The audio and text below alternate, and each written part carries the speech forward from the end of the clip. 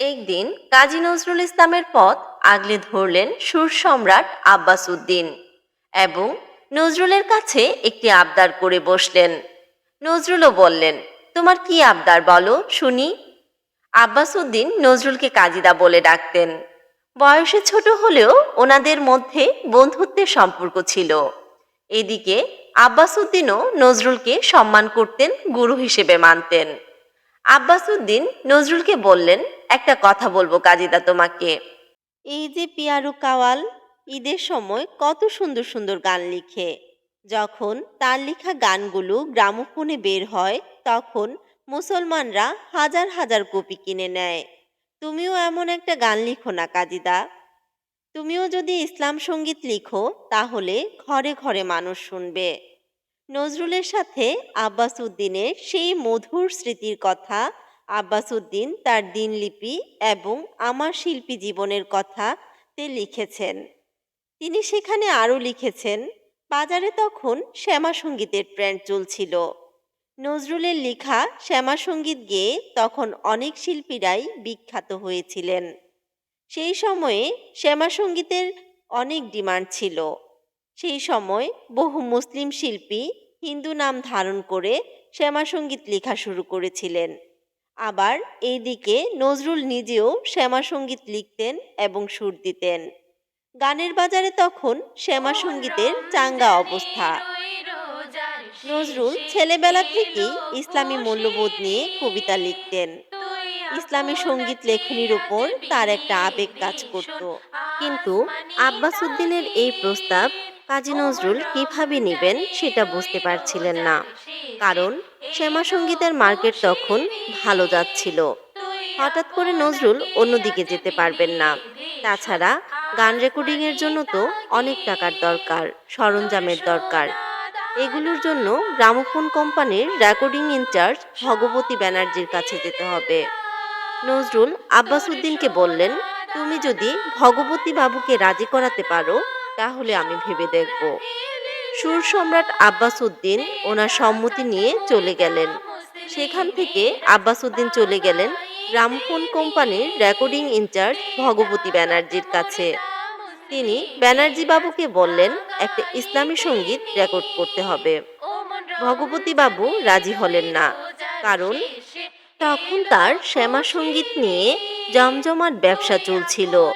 ইসলামী সঙ্গীত রেকর্ড করে যদি মার্কেট থেকে ছিটকে পড়ে তাহলে আর মাথা নাড়া দিয়ে দাঁড়াতে পারবে না। ব্যানার্জি বাবু বললেন, আব্বা সাহেব, মুসলিমদের কাছে টাকা নেই। পূজার সময় গান বিক্রি হলেও ঈদের সময় কোনো গান বিক্রি হয় না।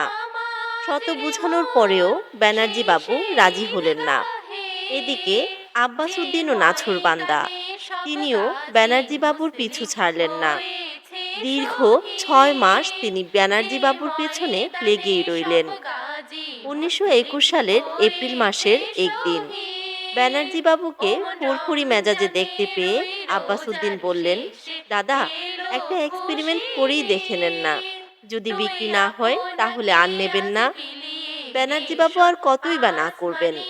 তিনি বললেন, আচ্ছা, গান নিয়ে আসুন, কিন্তু শর্ত একটাই, নিজে শুনে তারপর সিদ্ধান্ত নেবেন বিক্রিতে যাবেন কিনা। ব্যানার্জি বাবুর মুখে এই কথা শুনে আব্বাস উদ্দিনের চোখে পানি চলে আসলো। দীর্ঘ 6 মাস পরিশ্রমের ফল একটা পথ খুঁজে পেল। আব্বাস উদ্দিন আর দেরি না করে ছুটলেন নজরুলের বাড়ি।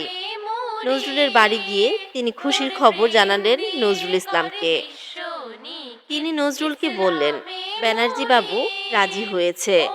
তিনি বেঁকে যাওয়ার আগেই একটা গান লিখে দিতে হবে। নজরুল বললেন, ঠিক আছে, পান নিয়ে এসো আর চা।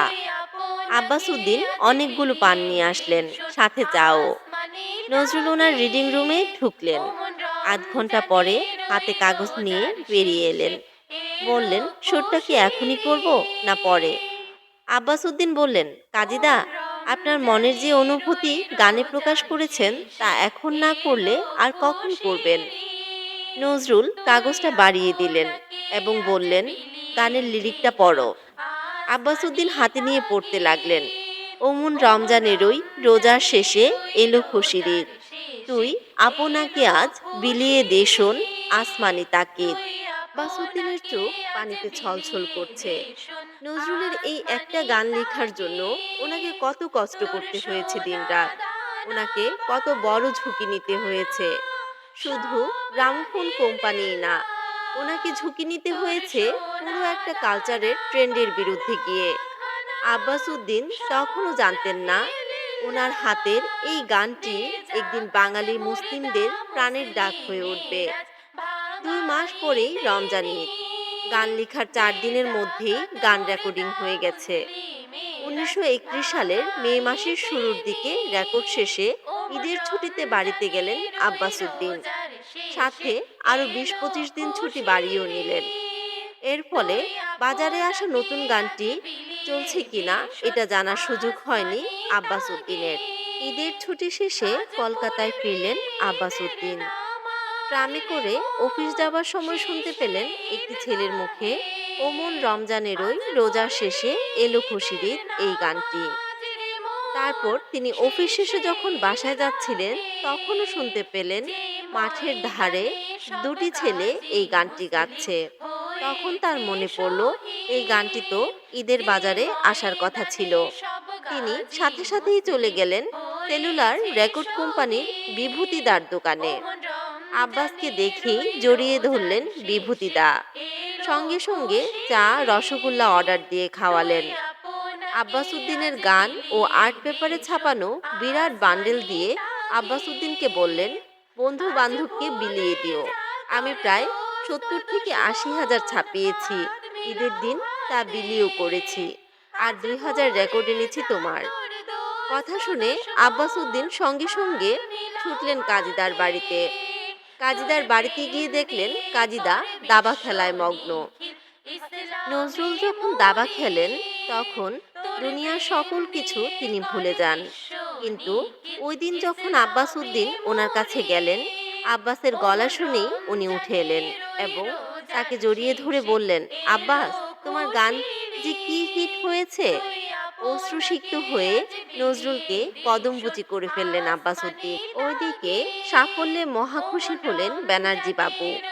এরপর একটার পর একটা ইসলামী ধারার গান লিখলেন নজরুল, গান গাইলেন আব্বাস উদ্দিন। ইসলামী ধারায় নতুন জোয়ার বইতে শুরু করলো। নতুন ট্রেন্ড এলো বাজারে। এই ট্রেন্ড শুধু মুসলমানদেরকেই স্পর্শ করেনি, করেছিল হিন্দু শিল্পীদেরকেও। একসময় মুসলিম শিল্পীরা শ্যামা সঙ্গীত গাইতেন হিন্দু নাম ধারণ করে, আর এখন হিন্দু শিল্পীরাই ইসলামী সঙ্গীত গাওয়ার জন্য মুসলিম নাম ধারণ করা শুরু করলেন। শুরু হলো বাংলার রেনেসাঁসে মুসলিম গীতিকবিদের আবির্ভাব।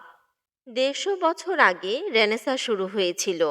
রেনেসাঁয় সব কিছুই ছিল, ছিল না শুধু মুসলমানদের অংশীদারিত্ব।